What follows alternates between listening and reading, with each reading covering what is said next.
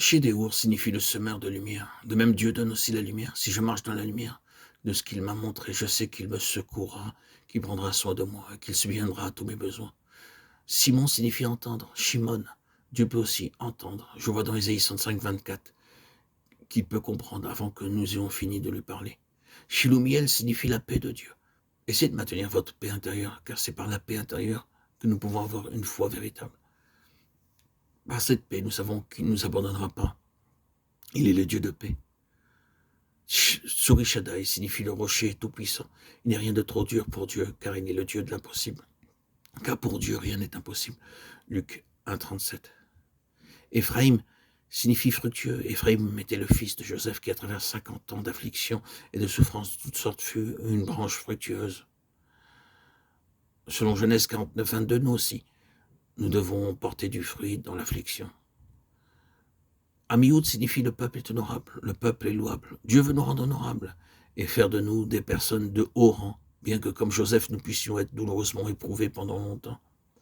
Manaché signifie oubli. Il est très difficile d'oublier le passé. Joseph fut le parfait exemple de quelqu'un capable d'oublier aussi bien que de pardonner. Peut-être est-ce pour cela qu'il appela son fils Manaché. Nous pouvons dire « je te pardonne », mais ne viens plus jamais me voir. Je ne peux pas oublier ce que tu m'as fait. Ici, Manaché nous enseigne à oublier toutes ces expériences pénibles. Dieu est au-dessus de tout. Je le crois. Il transformera toutes choses pour sa gloire.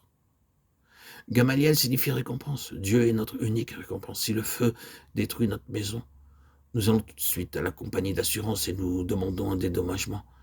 Pensez-vous à une assurance pour vos vieux jours? Dieu le même pour tous les âges. Il ne nous abandonnera pas et ne nous oubliera pas.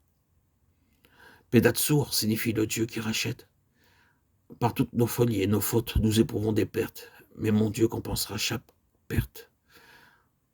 Benjamin signifie fils de ma droite. Lorsqu'il naquit, sa mère voulait l'appeler Ben-Oni, le fils de ma douleur.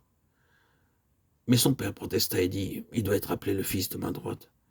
Cela signifie que par Benjamin, tous les fils de Jacob entrèrent dans les grâces de Joseph. C'est à travers de douloureuses expériences que nous sommes amenés à la droite de Dieu. Abidan signifie juge. Cela veut dire que Dieu jugera ma cause. Il est mon juge. Je vais à lui, je refuse de me venger ou de souhaiter le mal à quelqu'un. Il est mon juge. Guidoni signifie un guerrier. Alors nous apprenons à vaincre la tentation. Nous acquérons plus de force à chaque épreuve. Dan signifie justice. Si quelqu'un essaie de me porter tort, je crois que Dieu réglera sûrement mon cas.